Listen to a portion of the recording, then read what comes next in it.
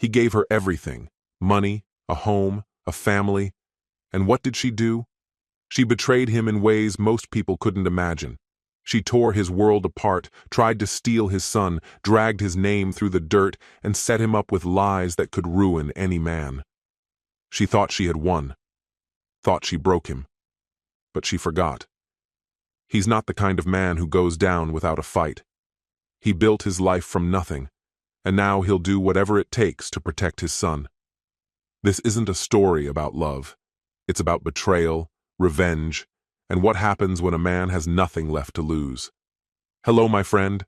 I'm so glad you stopped by my channel. If it's your first time here, don't forget to subscribe and like this video, as every like truly inspires me. Please tell me which city and country you watch this video from. Now, let's get started. I never imagined myself as the kind of man who could be played. Not me. I wasn't naive, wasn't spineless, and certainly not the type to sit back while a woman ran circles around me. But life has a way of laughing in a man's face, pushing him to his limits just to see if he'll break or burn everything to the ground before it comes to that. Her name was Sabrina. Blonde, legs that stretched for miles, curves that could send even the holiest of men into sin. And when she looked at me, it was as if I was the only man in existence, the only thing she ever desired. Maybe that's why I let my defenses slip.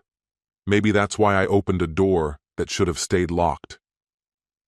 Our paths first crossed 5 years ago in a dimly lit bar, back when I still had the patience for small talk. She sat there, sipping an overpriced drink, pretending she didn't notice the men prowling around her like wolves scenting prey. But when I walked by, her eyes locked onto mine. Defiant, challenging. I accepted the challenge.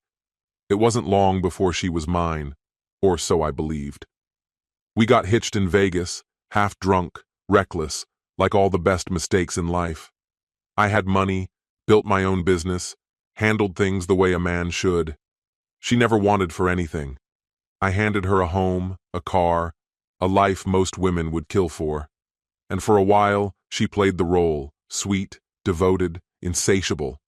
But some women don't know the meaning of enough. Some women look at everything they have and still crave more. The signs were subtle at first. Late nights with friends, a gym membership despite never working out, a new fixation on her phone, always placed face down on the table. I noticed. I wasn't a fool. Then, one evening at dinner, she sat across from me, swirling her wine, wearing that same smirk I first saw the night we met. "I need to tell you something," she said. I leaned back, waiting. "I'll be seeing other men for a while," she stated, casual as anything. No guilt, no hesitation. "We'll still sleep together, of course, but I'll also be with others." I didn't react. Not because I was surprised. I wasn't. I simply stared, deciding what kind of man I was going to be at that moment. She tilted her head, waiting, maybe expecting me to argue, to beg, to ask why. I didn't. I just smiled, slow, measured, the kind of smile that probably made her think I was fine with it. "All right," I said, "if that's what you want." And that was the end of the conversation. She went to bed that night feeling victorious, convinced she had won, certain I had accepted it. She had no idea what was coming. Sabrina didn't just take my love for granted. She treated my entire life like it was hers to dismantle. I wasn't raised with privilege. No silver spoon, no safety net, just blood, sweat, and fists. My old man was a bitter drunk, the kind who blamed his failures on his son. I learned early that fairness was a myth. You either took what was yours or got trampled by men ruthless enough to take it from you. By 16, I was already fighting, bare knuckle, underground, cash in hand by the night's end. It wasn't sport, it was survival. Every punch thrown, every hit landed was a step away from the life I refused to be trapped in. And I didn't lose, not once. That kind of life shapes you, hardens you into something sharp, something indestructible.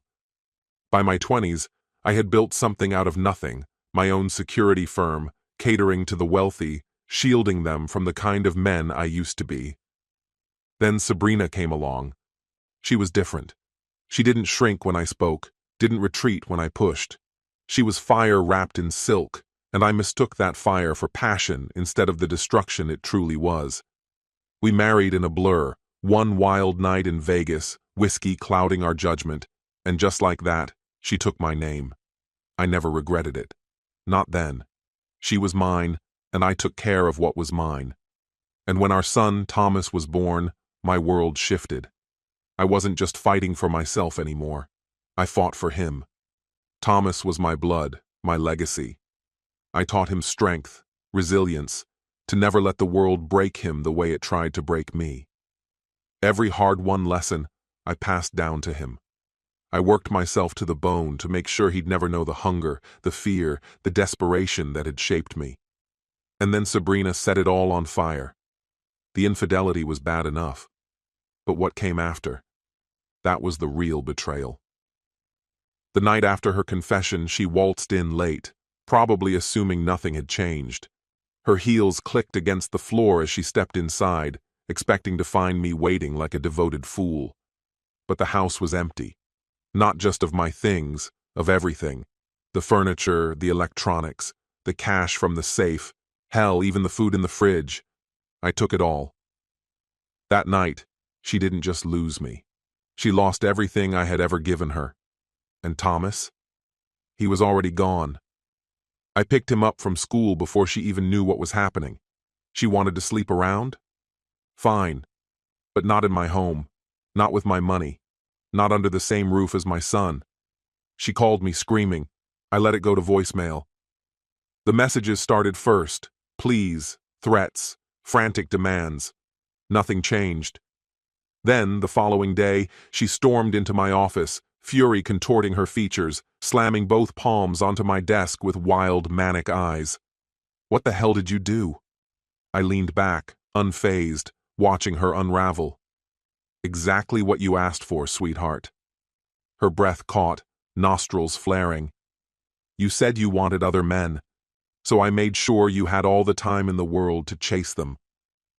Her expression darkened, rage boiling just beneath the surface. You took my son, our son, I corrected coldly, and I'm the only one acting like a parent. That was all it took. She lunged at me, nails bared, a wild animal ready to claw and tear. I caught her wrists mid-air, twisting just enough to make her still, a sharp gasp escaping her lips. I don't hit women, I murmured, voice steady, low. But if you try that again, I won't be so gentle. She stilled, breathing hard, something flickering in her gaze. Fear, maybe, or the slow realization that she had lost this fight. I let go. She staggered back, rubbing her wrists, her eyes burning with helpless fury. You can't do this, she spat. I'll take you to court. I smirked. Good luck, I have the best lawyers money can buy. And you? You have nothing. That was it. She had craved her freedom, and now she had it. Empty walls, a silent house, a bed she could share with any man she thought was worth throwing it all away for. Sabrina wasn't stupid. Selfish? Always. A liar? No doubt. But dumb? Never. She knew exactly what she was doing that night, sitting across from me, twirling her wine glass, casually dropping the words that she expected to ignite a fight. She wanted me to react, to argue, to give her the ammunition she needed to paint herself as the victim, to cast me as the villain. Maybe she even hoped to twist me into some sick open marriage arrangement. Instead, I gave her nothing. Just silence. And in return, I took everything. That was when I learned the most dangerous truth about her. She wasn't the kind of woman who accepted defeat. For weeks after I walked away, there was nothing.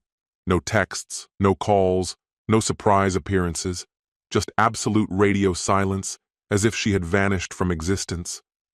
I should have known better. I should have realized she was planning. Sabrina had always been a master of deception, a woman who knew how to manipulate the game. She had built her life on charm, on seduction, on weaving lies so effortlessly that people mistook them for truth. With other men, she was in control. With me, she had none. And that's why she did it. She hadn't cheated because she was unhappy. She did it to prove something, to herself, to me, to the twisted world she had built inside her head, that no man, not even me, could ever claim her. So when I stripped it all away, I didn't just take her freedom. I shattered the illusion she had spent years crafting. And when an animal is cornered, it does the only thing it can. It strikes. And Sabrina? She struck back, hard. The first hit came quietly, a phone call from my lawyer. "Your accounts," he said, tension thick in his voice. "They've been frozen." I clenched my phone tighter. All of them? Every last one. I didn't need to ask why. I already knew. Sabrina.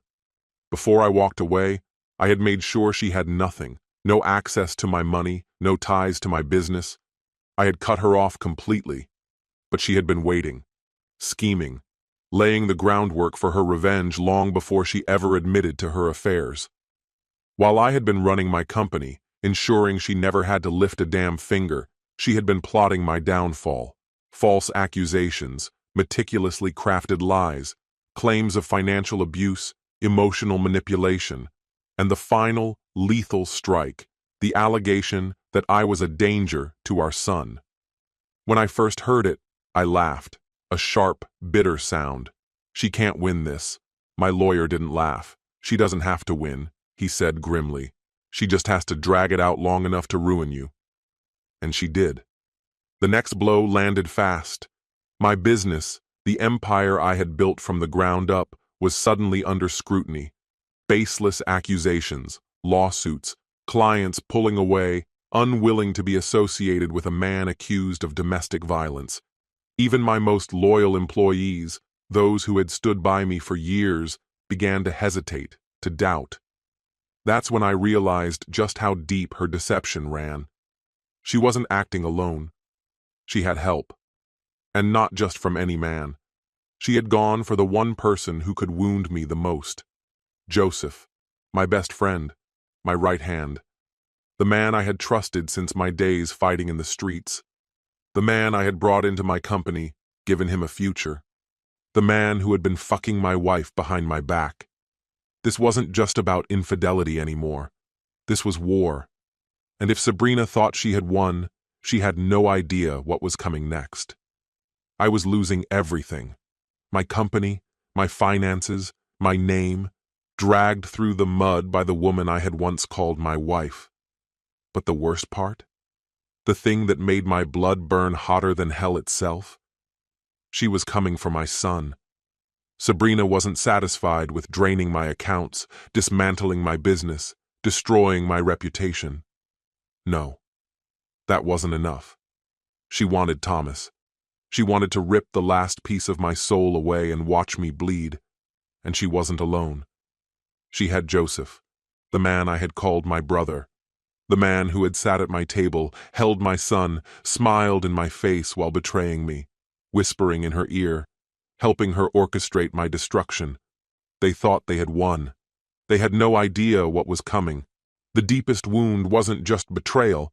It was a blade so keen I could taste the metal on my tongue. Joseph hadn't only slept with Sabrina. He was now coming for my son. The court summons landed like a sledgehammer. Petition for sole custody. Sabrina and Joseph, united in their treachery, had constructed a narrative that painted me as volatile, a menace unfit to be a father. They stacked the deck with falsified reports, doctored statements, and staged photos of bruises on Sabrina's skin, bruises I had no doubt she had inflicted upon herself to bolster their lie.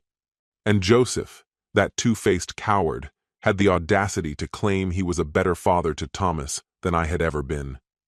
The fury inside me didn't simmer, it incinerated.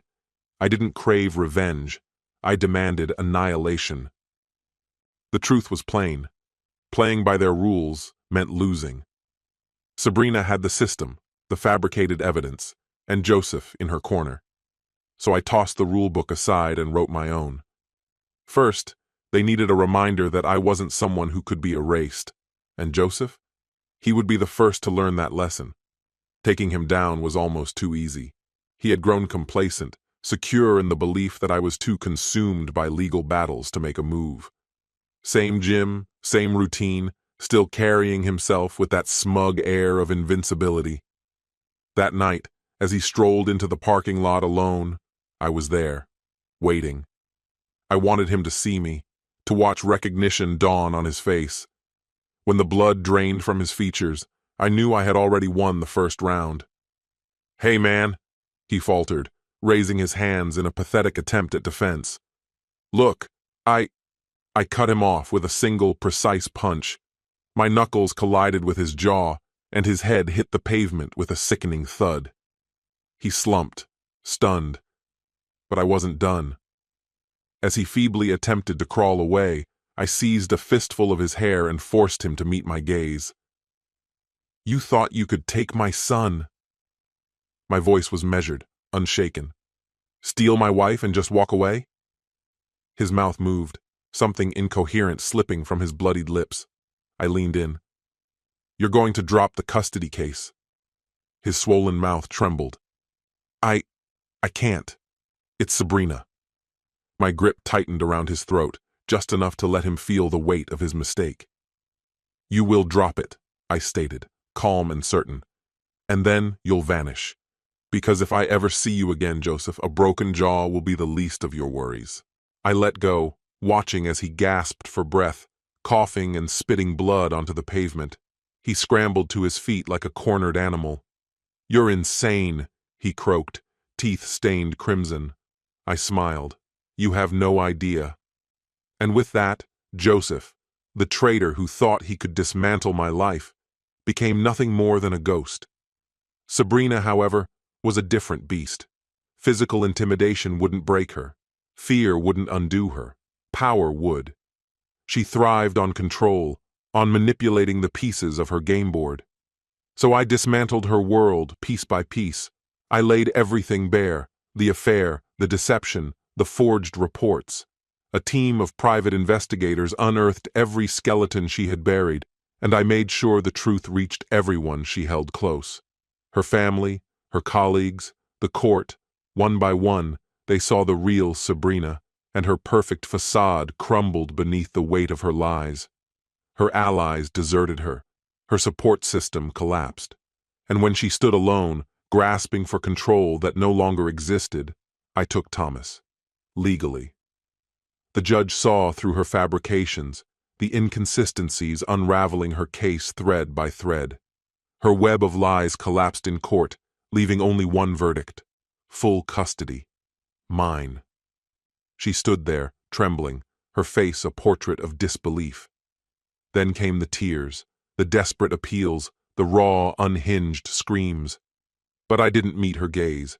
She wasn't my concern anymore. She was nothing, and I had won. After that, she vanished. No calls, no messages, no retaliation. Weeks passed, then months. But I knew Sabrina. She wasn't the kind to surrender. So when I arrived home late one night to find the front door slightly ajar, I wasn't shocked. I stepped inside, moving with purpose, unhurried. The house was dark, but the air carried a scent I recognized instantly. Perfume. Her perfume. I turned the lock behind me. If she had come here, she wouldn't be leaving the way she entered. A shadow shifted in the hallway. Then a voice, soft, almost pleading. I just wanted to see him. I exhaled slowly, my shoulders rolling back as I flexed my fingers. My voice was steady when I spoke. Thomas isn't here. Silence. And then she stepped forward, into the dim glow of the kitchen light. She was unrecognizable. Sunken cheeks, mascara smeared like old ink, and blonde hair tangled as if it hadn't seen a brush in days. This wasn't the Sabrina who once carried herself with an air of untouchable grace. This was someone unraveling, clinging to the last frayed edges of control. Her fingers trembled around a creased piece of paper. "I wrote him a letter," she whispered, voice thin. "Just let him read it."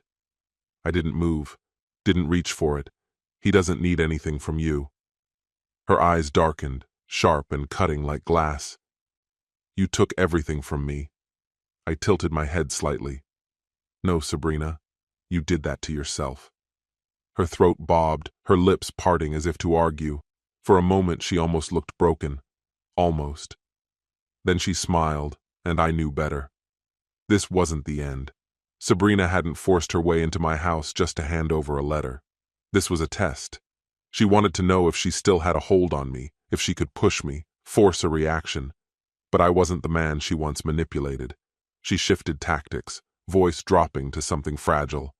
"I loved you." I nearly laughed. "No, Sabrina. You loved power, and when you lost it, you lost your mind." Her hands clenched at her sides. For the first time, she looked small, like the weight of her own choices had finally crushed her. And then, the truth surfaced. "You think this is over?" Her voice was a whisper, brittle and sharp. "You think taking my son, my life, my name was enough?" I met her gaze without wavering. "It's over, Sabrina."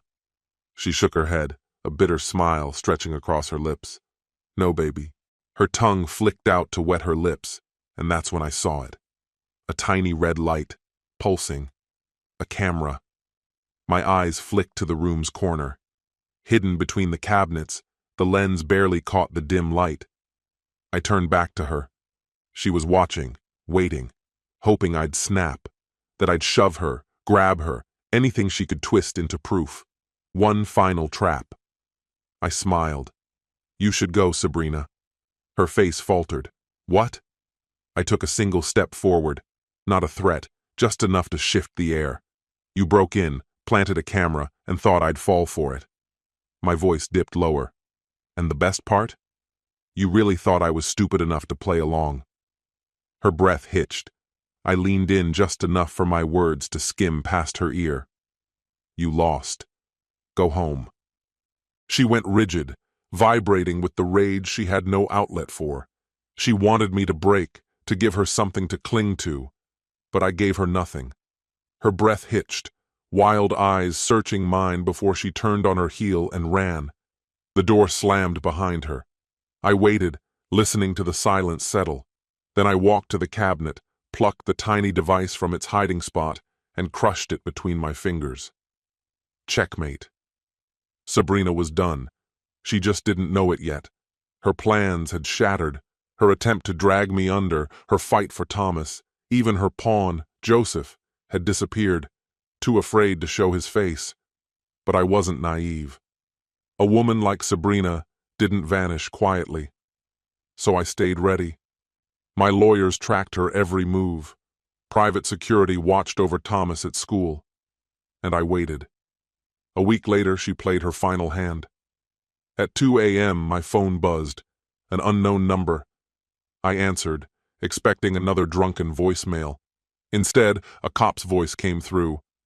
"Mr. Anderson, this is Detective Hernandez with the NYPD. We need you to come down to the station." My gut tightened. "Why?" A pause. Then, "It's about Sabrina." I grabbed my keys and left. The last lie. At the station, they led me into a cold interrogation room. Two detectives sat across from me, their faces unreadable. One slid a folder across the table. Inside, photographs. Sabrina, bruised, bloodied, cuts along her arms, a split lip, staged injuries. But the accusation? Attempted murder. The walls seemed to shrink in, the silence stretching between us. "She claims you broke into her apartment and attacked her," the detective said, his eyes locked onto mine. "Says you threatened to kill her." I let out a slow, steady breath. Sabrina's final desperate move. I leaned back. "Do you believe her?" The detective hesitated. Then the door opened. My lawyer stepped inside. And just like that, the game was over. The final verdict. Sabrina's deception unraveled completely. No evidence, no reliable witnesses. But her biggest misstep? Overlooking the security cameras in her own building. The footage told the real story. It captured everything. Her entering the apartment alone, no forced entry, no struggle, no sign of me anywhere. Just her, meticulously injuring herself, piecing together a fabricated accusation. When the detectives watched the tape, their hands were tied. Sabrina wasn't a victim. She was the culprit. That was the end of it. The last time I saw her was in the courtroom, wrists bound, her expression vacant. The judge recited the charges: false reports, trespassing, attempted fraud. She never turned to look at me, never uttered a word. She didn't need to. She knew she'd lost. And me? I walked out of that courtroom with Thomas beside me. Free. Sabrina was nothing more than a discarded shadow in my past, a lie erased. I never had to think about her again. This story has come to an end. Life will throw people at you who will lie, cheat, and try to destroy everything you've built. But real power is not in how hard you hit back. It's in how you protect what matters most without losing yourself. Sometimes, the greatest victory is refusing to play by their rules. Stand your ground, fight for your truth, but never let hatred define you. In the end, staying true to yourself, your values, and those you love is what makes you truly undefeatable. What's your opinion? Share it in the comments, my friend, and if you liked this story, check out other exciting videos on my channel. I'll say goodbye until the next video. See you.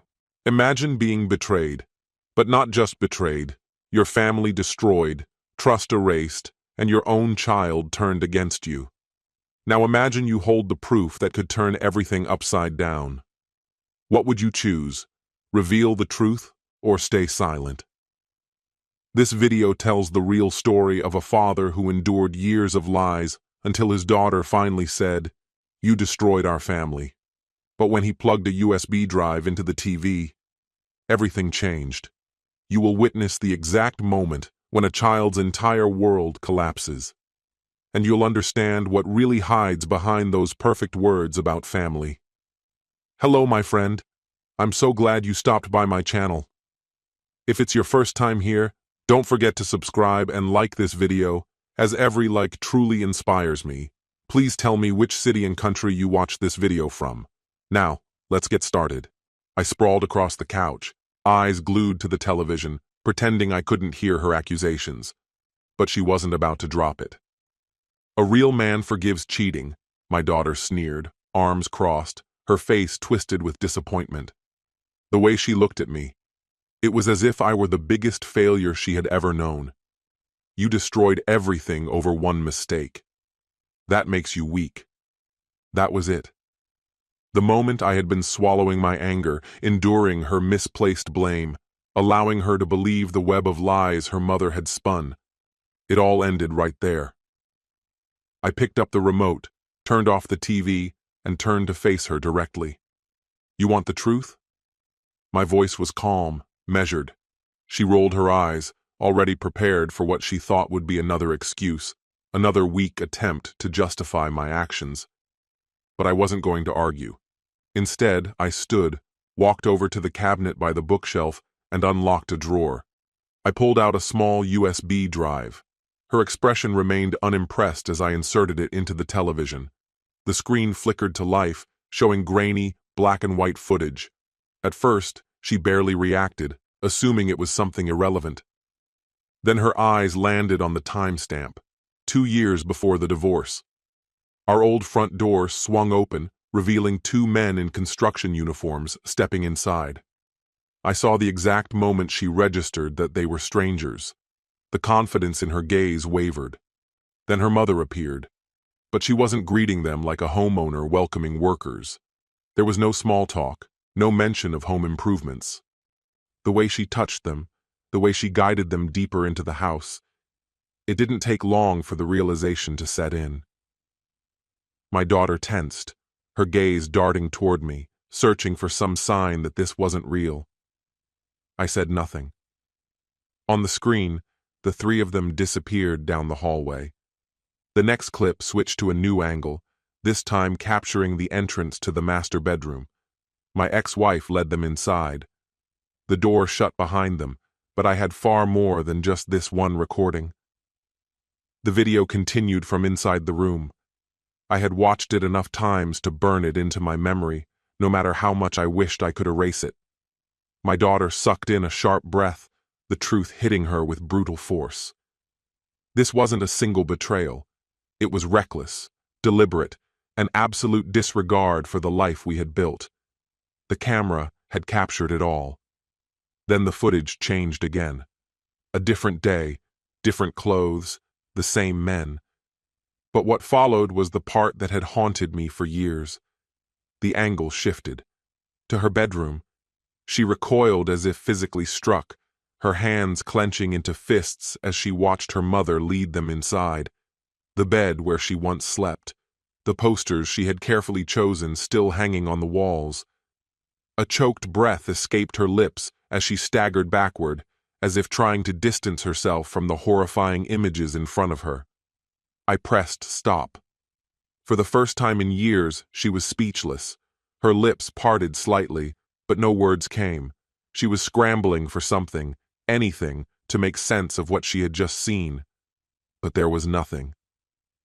I leaned forward, my elbows resting on my knees. I never wanted you to see this. My voice was steady, though my hands trembled. I was trying to protect you. I wanted to preserve her belief in the mother she had known. She opened her mouth, then shut it again, struggling to process the reality in front of her. I waited. Finally, in a voice barely above a whisper, she asked, "Why didn't you tell me?" Because I knew this moment would come. Because I knew that the truth would cut deeper than any lie. Because I never wanted to be the one to take away the mother she loved. But I didn't say any of that. Instead, I met her gaze and answered simply, because I didn't want to destroy the image you had of her. Silence fell between us, thick and suffocating. The weight of something irreversible settled over the room. Then, so softly I almost missed it, she murmured, "I need to talk to her." I nodded. This wasn't over. She kept staring at the screen, her entire body tense, her arms crossed so tightly her knuckles turned white. I could see it, the way her mind raced, struggling to align this new truth with the story she had believed for so long. I leaned back, giving her space. I wasn't going to push her. She needed to process it on her own. After a long pause, she finally spoke. This could be fake, but her voice held no conviction. I picked up the remote and pressed play. The footage shifted. Another night, another angle. The same house, the same men, different clothes, the same betrayal. My ex-wife leading them into our bedroom as if it were routine. My daughter flinched but kept watching. Another clip, another night, another recorded act of faithlessness, clear as day in black and white. Her breath caught in her throat. This is edited." She tried again, but even she didn't believe it. I didn't argue. I pressed play on the next video. Sunlight streamed into the room this time, casting everything in stark clarity. There she was, my ex-wife, on the phone, laughter in her voice as she welcomed them inside. No disguises, no effort to conceal. Just her, standing in what used to be our home, acting as if this were the most natural thing in the world. She passed a drink to one man before leaning in to kiss the other. The way she moved, the confidence in her posture, it was intentional. This wasn't an error or a misunderstanding. It was a choice. Beside me, my daughter sucked in a sharp breath. "Turn it off." I did. She shoved herself upright, pacing, fingers tangled in her hair like she was holding herself together by force. "This isn't real," she muttered, then stopped, shaking her head as if trying to shake away the truth. "She told me—" The sentence dissolved as the reality settled in. She lied. It came out like an admission, more to herself than to me. I nodded slowly. When she turned toward me, her expression had changed. It wasn't just anger anymore. There was something else, something new, and for once, it wasn't aimed at me. "How long have you had this? Was it before the divorce?" Her voice carried disbelief, hurt lining every syllable. I sighed, running a hand down my face. Yes. Her breath hitched. Then why didn't you show me? I exhaled. Because I didn't want you to see her like this. A sharp, bitter laugh escaped her lips. So instead, you let me think you were the one at fault? I met her gaze. I let you believe whatever you needed to. I wasn't going to drag you into it. I didn't want you to hate her. She scoffed, shaking her head. And yet, she had no problem making me hate you. I stayed silent. She collapsed onto the couch, staring at the floor as if searching for something solid. I was so sure, she whispered. I was so sure she wouldn't. The words trailed off, unfinished. They didn't need to be spoken. I already knew how they ended. She had built her mother up in her mind, untouchable, infallible. And now, that image had crumbled. The silence between us stretched before she finally spoke again. Was it just them? I hesitated. She caught it immediately. Dad. I let out a slow breath. No. She went still. Eyes locked on the floor, processing. Not just the footage, but everything. Every argument, every accusation. Every time her mother had insisted I was the one who tore us apart. And now, the truth was staring back at her. She lifted her head. Her voice was quiet, but steady. I need to talk to her. I nodded. I already knew how that conversation would go. She didn't hesitate. As soon as the shock solidified into something sharper, she grabbed her phone and dialed. I didn't try to stop her.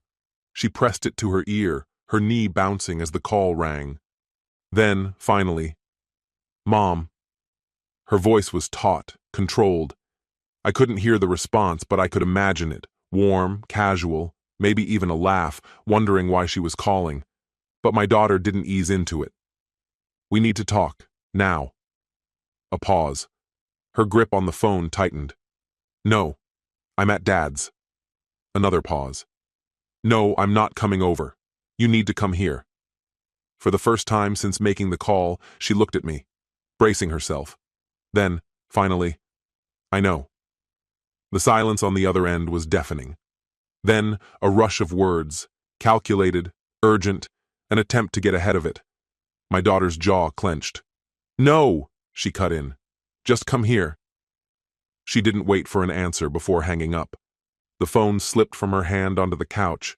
Her knee still bounced. She was waiting. So was I. It didn't take long. 20 minutes later, a knock broke through the quiet. My daughter didn't move. I stood, crossed the room, and pulled open the door. There she was. My ex-wife stepped inside like she still owned the space, brushing past me without so much as a glance. Her gaze locked onto our daughter. Her face was already set, guarded, unreadable, composed. What's this about? She asked, her voice light, rehearsed. My daughter hesitated. I could see the struggle, the years of conditioning, the instinct to trust, to believe in excuses and justifications. Then, slowly, her fingers curled into a fist, grounding herself. I saw the videos. The reaction was immediate, a flicker, shock, maybe even fear, before she smoothed it away into a dismissive scoff. What videos? My daughter didn't flinch. The security footage. Another flicker, then a slow, measured breath. My ex-wife turned to me, lips twisting into a smirk. So, this is what we're doing now? She gestured between us. Dragging her into our mess? I said nothing. My daughter leaned forward. Just tell me the truth. Her mother sighed, like the whole thing was an inconvenience. Sweetheart, that was a long time ago. It didn't mean anything. My daughter recoiled as if struck. Then, quieter, but unshaken. You did it in my room. A heavy silence settled over the room. For the first time, my ex-wife looked unsettled, not ashamed, not flustered, just annoyed that the conversation had drifted beyond her control. You don't know everything, she attempted. Neither do you and Dad, my daughter retorted, her voice unwavering. This isn't about him, my ex-wife countered. A brief pause followed as she assessed my daughter, adjusting her approach. Her voice softened. I was unhappy. I felt isolated. A sharp, incredulous laugh escaped my daughter. So now it's his fault? No, she said quickly, shaking her head. That's not what I'm saying. But marriage is messy. Relationships are never simple. My daughter's gaze hardened. I don't care about your relationship. I care that you lied to me. There it was, the accusation laid out plainly, undeniable. My ex-wife hesitated. I never wanted to hurt you. My daughter's tone turned frigid. But you were fine with letting me blame him instead?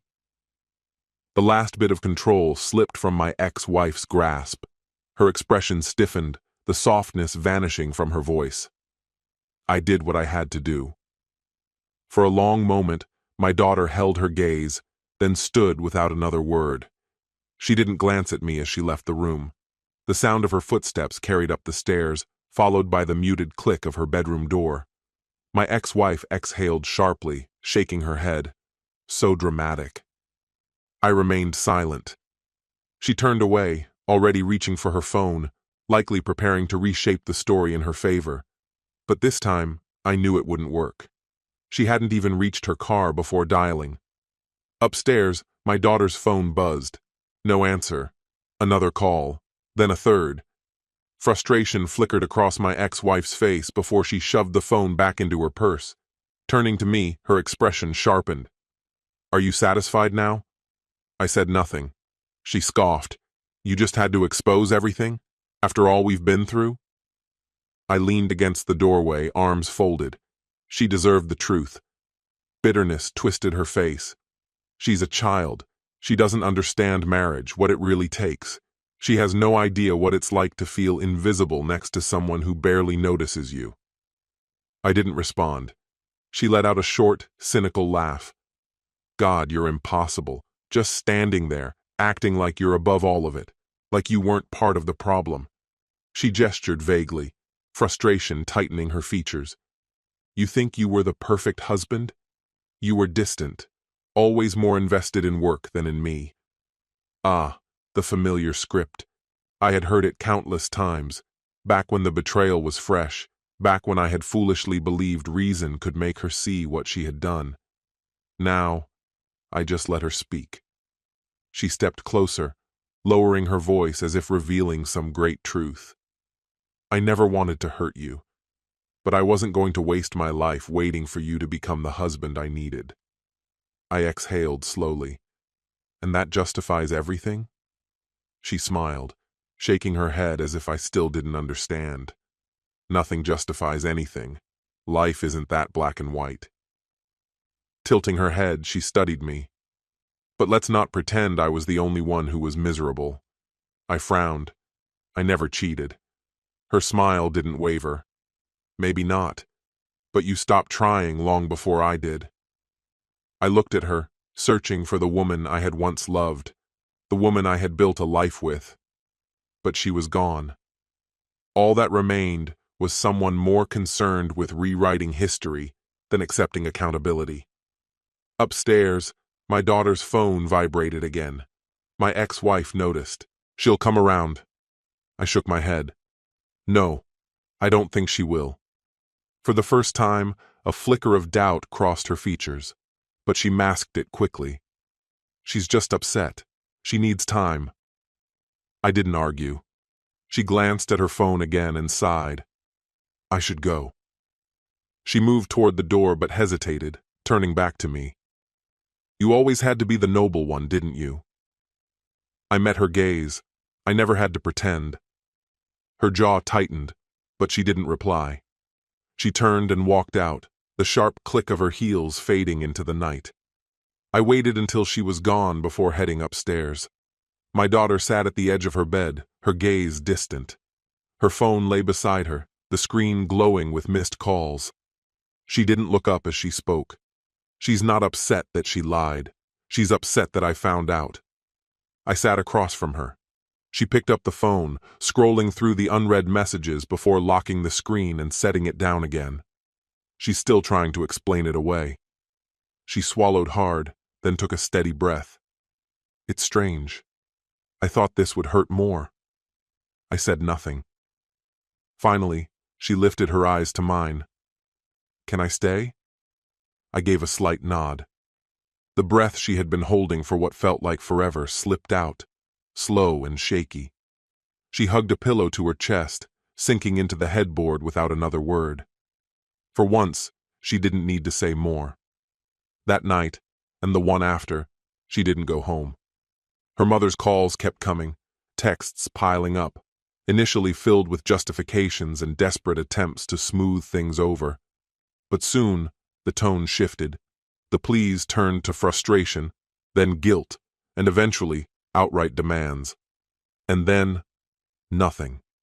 Silence. She never ignored the messages, just read them without responding. When she did reply, it was only a short, firm, "I need time," and I let her have it. This was something she had to untangle on her own, piece by piece. A week passed before she reached her decision. I found her in the kitchen, leaning against the counter, arms wrapped around herself. That same look was there, the look of someone standing on the edge of something irreversible. "I want to move in," she said, steady, certain. I set my coffee down. "You're sure?" She nodded. "Yeah." Then softer, as if she had already made peace with it. "I don't want to live with her anymore." There was no anger in her voice, just quiet conviction. I held her gaze and nodded. Okay. That was it. No drawn-out explanations, no emotional declarations, just a choice that had been forming for a long time. She exhaled, flexing her fingers, shaking off the last remnants of doubt. "I'll go get my things today." I braced for a fight. I expected resistance, pushback, maybe even threats. But when we arrived, something was different. The front door was already open. Her mother stood in the living room, arms crossed. Her eyes hardened the moment she saw us. "So that's it?" Her voice was cold. "You're just leaving?" My daughter didn't falter. "Yeah." A sharp inhale, then a bitter laugh. "You're making a mistake." She didn't answer. She walked past her and headed upstairs. That left me alone with my ex-wife. She studied me for a long moment, her expression unreadable, then shook her head with something like disdain curling at the edges of her lips. "You think this makes you the better parent?" I let out a slow breath. "This isn't about me." She exhaled, controlled, measured. "She'll come back." I didn't argue. There was no point in saying what she refused to admit, that this wasn't a phase, not some fleeting teenage defiance. This was the moment everything broke, and deep down, she knew it. Upstairs, my daughter moved quickly, pulling clothes from drawers, stuffing essentials into bags, grabbing the things that mattered most. Favorite books, her laptop, the stuffed animal she had clung to since childhood. She took only what she couldn't leave behind. When she came back down, she didn't look at her mother. We walked out without another word. She never glanced back.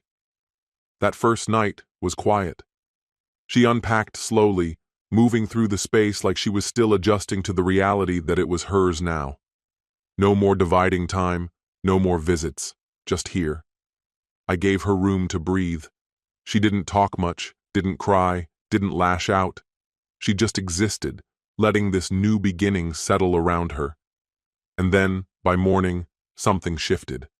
When I entered the kitchen, she was already at the table, phone in hand, a half-eaten piece of toast on her plate. Her expression was blank at first. Then, she spoke. "She hasn't called." It took me a moment to process what she meant. After a week of relentless texts, endless attempts to pull her back, her mother had stopped. I wasn't sure what to say. I poured myself coffee and sat across from her. She let out a short breath, almost a laugh, but not quite. I guess she gave up. No bitterness, no anger, just quiet resignation. I took a sip of coffee. "Or she doesn't know how to fix it." She shrugged, like it didn't really matter. She's always been good at ignoring things when they stop being convenient. It was the closest she had come to saying it out loud, to acknowledging what had been happening all along. The manipulation, the control, the way she had been used as a piece in a game she hadn't even realized she was playing. I didn't push. I didn't need to. She pressed the power button on her phone and set it carefully on the table. I don't regret walking away. I didn't think you would, I said. She leaned back in her chair, gazing up at the ceiling, her face unreadable. After a few quiet seconds, she turned her attention back to me. It still feels strange, though. For so long, I had assumed she was the one who cared more. She always insisted it was you who gave up first. Our eyes met, and she gave a small shake of her head, as if unsure what to believe anymore. She picked up a slice of toast, idly tearing it into smaller pieces. I really trusted her, she murmured, her voice barely more than a breath. I was so sure. I nodded slowly. It's hard to recognize the truth when you don't want to see it, I said. At that, she lifted her gaze, studying me as if truly seeing me for the first time. You never fought back. I exhaled softly. There was nothing to win. She thought about that, then let out a small, almost ironic smile. And now she's the one who has nothing to say. A heavy silence settled between us, stretching into something almost tangible. Then, finally, she spoke again. So, what happens next? I placed my mug down and took a breath. Now, we figure it out. She gave a small nod, accepting that answer, and for the first time, it was enough. This story has come to an end. This story is a powerful reminder that truth always comes out, no matter how much we try to hide it. Sometimes, in trying to protect our loved ones from pain, we only make things worse. There is no place for betrayal in a family because sooner or later it destroys not only relationships, but the hearts of those we love. No one should live in a lie. The truth may hurt, but only truth can set us free. Always choose honesty, even when it's hard, because one painful truth is better than 1,000 beautiful lies. Value trust, because once it's broken, it's almost impossible to rebuild. What's your opinion? Share it in the comments, my friend. And if you liked this story, check out other exciting videos on my channel. I'll say goodbye until the next video. See you. What if everything you thought was yours, your home, your money, your perfect life, vanished overnight? Diana had it all: a wealthy husband, a secret lover, a life of luxury and control. But when her double life spirals out of control, she wakes up to find her world shattered beyond repair. The house, sold behind her back, the bank accounts, empty, and the man she betrayed, gone without a trace, leaving her with nothing but the ruins of her own choices. Hello, my friend. I'm so glad you stopped by my channel. If it's your first time here, don't forget to subscribe and like this video, as every like truly inspires me. Please tell me which city and country you watched this video from. Now, let's get started. Diana lounged gracefully in her tastefully decorated Staten Island apartment, the distant murmur of the city seeping through the windows like an unspoken secret. Inside, the space was serene, almost deceptively so, belying the tempest of thoughts swirling within her mind. Under the soft glow of the living room's dim lighting, her dark eyes gleamed as she swirled the deep red liquid in her glass before taking a measured sip. Each taste was an opportunity for contemplation, a moment to reflect on the choices that had brought her to this very evening.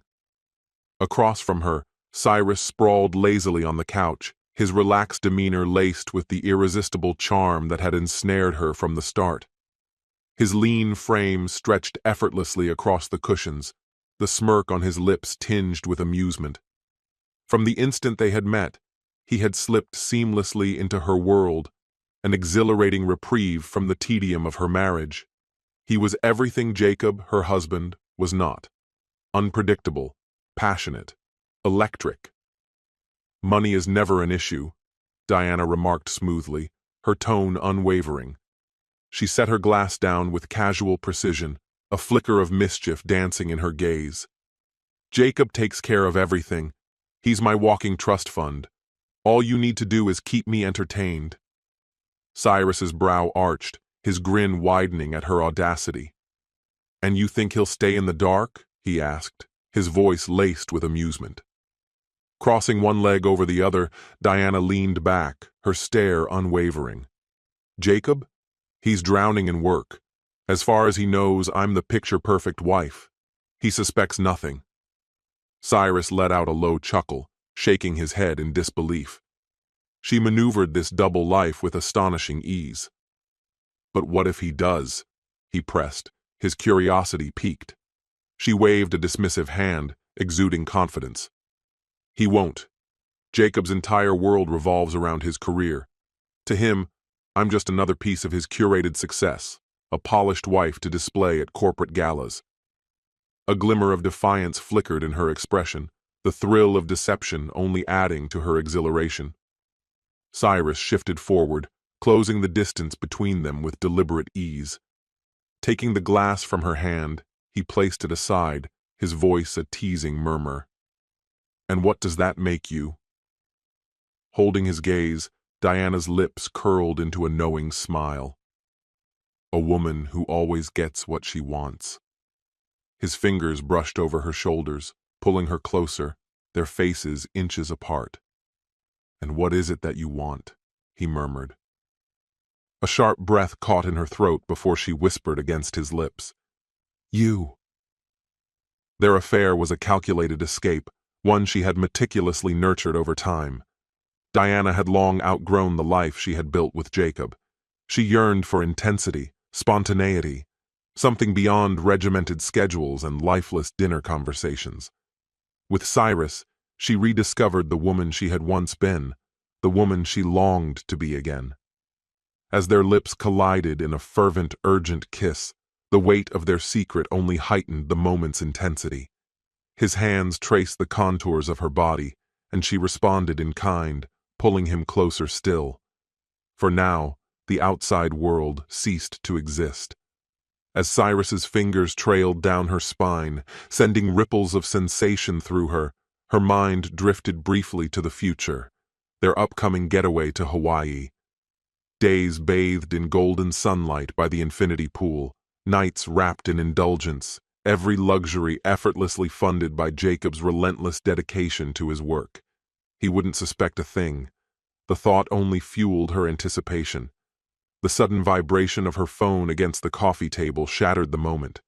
With a sigh, Diana reached for it, her eyes flicking to the screen. A message from Jacob. Working late again. Don't wait up. A smirk tugged at her lips as she turned the screen toward Cyrus. See? Completely oblivious. Cyrus glanced at the message before meeting her gaze, his grin resurfacing. So, Hawaii? She leaned into him, nodding. Hawaii. Their plans for the escape continued to unfold, each new detail only heightening the anticipation. The rift between her and Jacob had grown too vast to mend, and in that space, Diana had carved out her own freedom. With Cyrus, she felt more alive than she had in years. For a fleeting moment, her mind wandered back to the past. She had met Jacob fresh out of college, drawn to his ambition, his unwavering determination to build a future. Together, they had constructed a life that, on the surface, seemed flawless. But time had eroded the connection between them, leaving Diana as little more than an ornament in his carefully structured world. Meeting Cyrus had changed everything. He was Jacob's opposite in every way, bold, spontaneous, and most importantly, present. With him, she wasn't confined to a role. She was a woman who still had fire in her soul. She had played the part of the devoted wife for long enough. Now, she was ready for something different, something more. Cyrus's voice pulled her back to reality. I've been checking out resorts in Maui, he said, showing her images on his phone. This one has a private beach, infinity pools, the works. Her lips curled in anticipation. The future stretched before her, glistening with promise, unburdened by consequence, and she intended to seize it all. Diana leaned in closer, her eyes gleaming with intrigue. "That looks amazing," she whispered, a thrill creeping into her voice. "Picture it, lounging by the pool all day with a cocktail in hand, and our nights, well, you know." Cyrus's smirk deepened as he pulled her closer. "I like the way you think," he murmured. "What about flights?" she pressed, already imagining the Hawaiian sun warming her skin. "Next week," he answered without hesitation. "I'll handle everything tonight." A slow smile spread across Diana's lips as she envisioned the ocean breeze and the golden sand beneath her toes, a stark contrast to the rigid structure of her life in New York. "I'll tell Jacob it's a girl's trip. He won't question it." As the evening stretched on, their anticipation grew with each detail they mapped out. For Diana, this wasn't just a getaway. It was an escape, a dream come to life. And best of all, Jacob would remain blissfully unaware.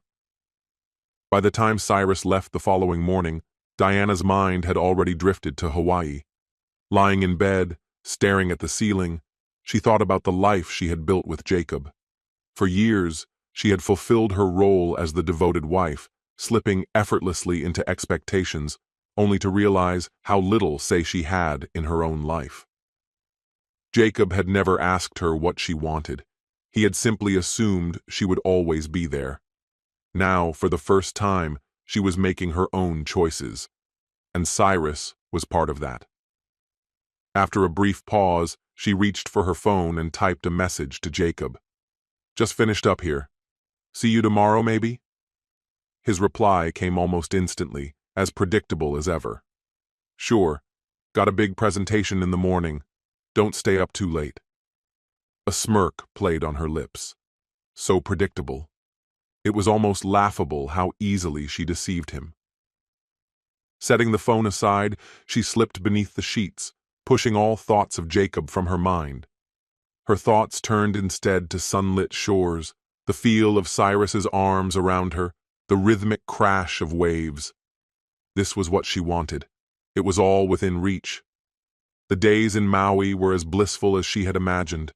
The island was paradise, lush, indulgent, and intoxicating. She and Cyrus spent their afternoons basking under the sun, sipping on tropical cocktails, surrendering to every pleasure the island had to offer. They dined in the finest restaurants, sailed on private yachts, and uncovered the island's hidden wonders.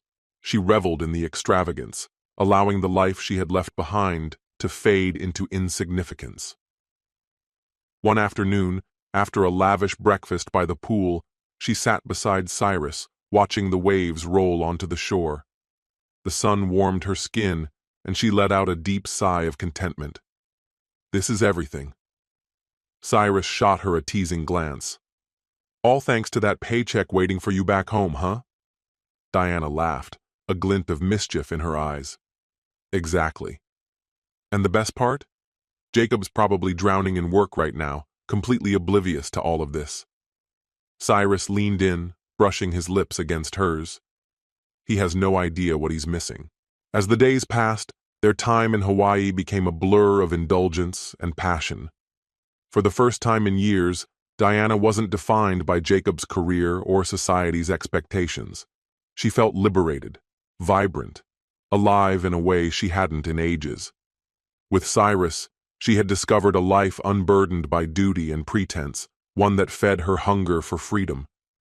But as their vacation neared its end, a quiet unease settled over her. The secrecy, the thrill, the exhilaration, it had all been intoxicating. And yet, deep down, she knew it couldn't last forever. She couldn't keep reality at bay indefinitely. Still, she wondered, was there a way to hold on to this? To maintain the balance between the woman she was with Cyrus and the wife she was expected to be with Jacob? The flight back to New York felt unbearably long. The silence of the cabin only amplified the questions racing through her mind. The magic of Maui had faded, replaced by a gnawing uncertainty. She had worn the mask of Jacob's perfect wife for so long, yet now she felt like a stranger in her own life. Was it Cyrus she had fallen for, or the liberation he represented? Was it the secrecy that thrilled her, or was she simply exhausted from being an accessory to Jacob's ambitions? A gentle touch pulled her from her thoughts, Cyrus's hand resting on hers, grounding her for a fleeting moment. She met his gaze, uncertainty flickering in her eyes. "It'll all be fine," he reassured her, though his voice lacked conviction. "You've got it all under control. Jacob won't suspect a thing." She nodded, but her mind was elsewhere. The rush of the affair was wearing thin, leaving behind the weight of reality. Could she sustain this double life? Could she continue pretending? As the plane touched down and they moved through the terminal, a sense of inevitability settled over her. The fantasy was over. Reality awaited. Standing in front of her brownstone, she hesitated. It was all so familiar, the pristine facade, the comfortable routine. Yet, as she reached for the door, something inside her shifted. For the first time, she wasn't sure if she was stepping back into her old life or leaving something behind. Diana's chest tightened as she stepped onto the pavement, her breath catching at the sight before her. A moving truck rumbled idly at the curb, workers carting out furniture and taped up boxes. Her furniture, her boxes. A cold wave of dread crashed over her. What was happening? She rushed forward, her voice laced with urgency as she confronted one of the movers. "Excuse me, what's going on here?" she demanded, her pulse thrumming in her ears. The man barely spared her a glance, continuing his work with an air of indifference. "Just finishing up. The new owners will be here soon." The word struck like a physical blow. "New owners?" she repeated, her voice faltering.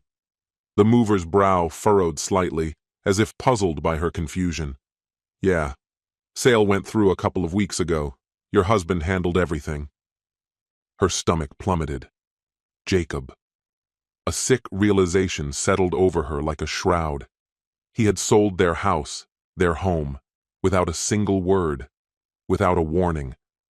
The betrayal twisted inside her, leaving her breathless. She stumbled through the front door, her eyes darting around the nearly empty rooms. It was unrecognizable. The warmth, the memories, the sense of security, all of it had been stripped away. A few abandoned boxes lined the walls, lonely remnants of a life that no longer existed. In the center of the living room stood a young couple, beaming with excitement. "Diana, right?" the woman said cheerfully. "We just bought the house last week." A crushing weight pressed against Diana's chest.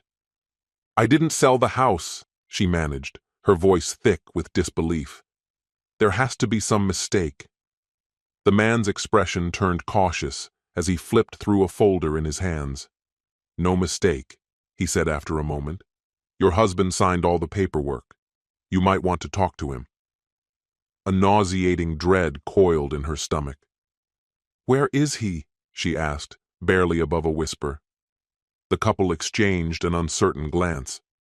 "We don't know," the woman admitted. "The realtor handled everything remotely." With shaking fingers, Diana pulled out her phone and dialed Jacob's number. The call rang and rang before finally going to voicemail. Panic clawed at her as she opened her banking app, her heart hammering wildly. Her accounts were empty, every last dollar gone. A dizzying sense of horror swept over her. Jacob hadn't just walked away, he had erased her life. Her home, her savings, her stability vanished in an instant. She staggered back outside, her thoughts spiraling into chaos. He hadn't just abandoned her, he had destroyed her. Fueled by a desperate mix of fear and fury, she flagged down a cab and directed it to the nearest police station. Someone had to help her. Someone had to stop him. But as she sat at the front desk, pouring out her story, the officer barely looked up from his paperwork. "We'll look into it," he muttered dismissively, already moving on to something else. The weight of hopelessness settled over her as she walked back out into the night. How was she supposed to track down a man who had erased every trace of himself? How was she supposed to rebuild when everything had been taken from her?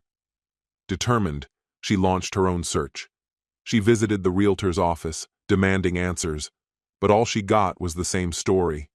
Jacob had finalized the sale through emails and phone calls, no in-person meetings, no forwarding address, just a ghost in the system. She reached out to friends, old co-workers, anyone who might have seen him. No one had any answers. It was as if he had ceased to exist, leaving only wreckage in his wake. Days turned into weeks, and her desperation grew with each passing moment.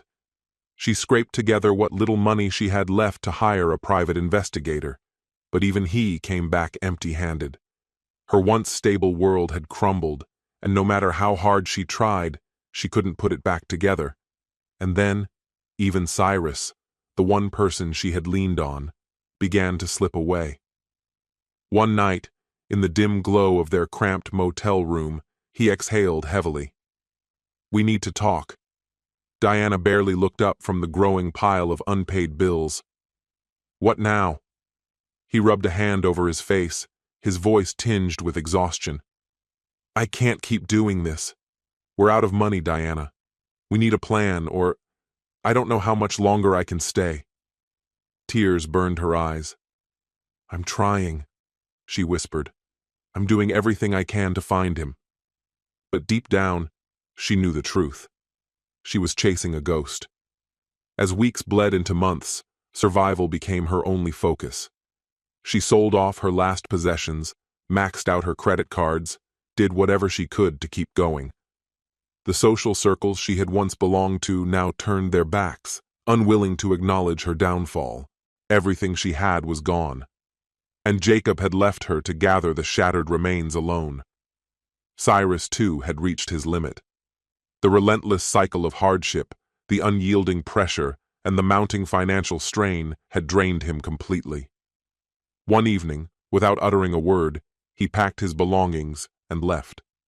Just like Jacob before him, he vanished, leaving Diana to fend for herself. The solitude that followed was absolute. Those she had once depended on were gone, and she was left to navigate a world that had become unrecognizable. The years ahead were cruel, each day a battle, each moment a stark reminder of how far she had fallen. The life she once knew, filled with comfort and security, had become a distant memory, replaced by a struggle for mere survival. Yet, despite everything, her resolve never wavered. No matter how much time passed, she remained fixated on one goal: finding Jacob. She needed to see him again, to demand answers, to understand why he had abandoned her.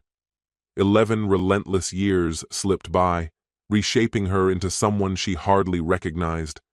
The luxuries of her past were gone, replaced by a day-to-day existence that demanded every ounce of her strength. And still, she searched, unwilling to let go of the past. At last, a clue surfaced. A whisper of his presence in a quiet town, far from the world they once shared. Clutching what remained of her savings, she purchased a ticket and embarked on the journey. The town was nothing like the bustling city where she had thrived. It was serene, with winding streets and a gentle stillness that contrasted sharply with the chaos of her past. As she wandered through its unfamiliar roads, her heart pounded with anticipation and fear, her eyes scanning desperately for any sign of him. Her search led her to a modest house on the town's outskirts, the very place her information suggested he now lived. As she stood at the gate, an unease settled deep in her chest. And then she saw him. Jacob was in the yard, playing with 2 young children, their laughter filling the air. His face, once familiar, was alight with a joy she hadn't seen in years. A woman stood nearby, watching with a quiet smile, her presence radiating warmth and contentment. For an instant, a sharp pang of jealousy coursed through Diana, but beneath it lay something deeper, an aching emptiness. The future she had once imagined with Jacob was now someone else's reality. It had slipped from her grasp, lost to the years that had passed without him. She stood frozen, watching the life that might have been hers unfold before her, now impossibly out of reach. She waited, biding her time until he was alone. When he finally stepped away from the house, she took a steadying breath and called his name. He turned abruptly, his gaze landing on her with an expression she couldn't decipher. "What are you doing here?" His voice was devoid of warmth. "I had to find you," she said, her voice trembling with emotion. "Jacob, I've been through so much. Please, can we talk?" His posture stiffened, his expression unreadable. For a brief second, she thought she saw something familiar in his eyes, a flicker of recognition, but just as quickly, it disappeared. "There's nothing to talk about," he replied, his tone firm. "You made your choice. You walked away." Her throat tightened, tears threatening to spill. "Please, Jacob. I know I made mistakes, but I never meant for things to end this way. Can't you at least forgive me?" His face remained impassive, his voice unwavering. "I've moved on. I have a family now. I'm happy. And you should be too. There's nothing left for you here." His words struck her with brutal finality. The man she had loved, the life she had longed to reclaim, was gone. In his place stood a stranger, a man who no longer had space for her in his world. Jacob cast one last glance in her direction before turning away, walking back toward the house that was no longer theirs. She remained there as the sun dipped below the horizon, the weight of her choices pressing down on her. The past was lost to time, and the future stretched before her as a vast, uncertain void. Alone once more, she was left with nothing but the heavy burden of her regrets. This story has come to an end. You can spend years building an illusion, deceiving others and yourself, but the truth always finds a way to surface. And when it does, everything you thought was stable can crumble in an instant. This story teaches us that you cannot build real happiness on deception, because when you betray others, you ultimately betray yourself. True happiness comes from honesty, loyalty, and hard work, not from shortcuts and empty thrills. Value what you have, stay true to yourself, and remember, life always brings justice, one way or another. What's your opinion? Share it in the comments, my friend. And if you liked this story, check out other exciting videos on my channel. I'll say goodbye until the next video. See you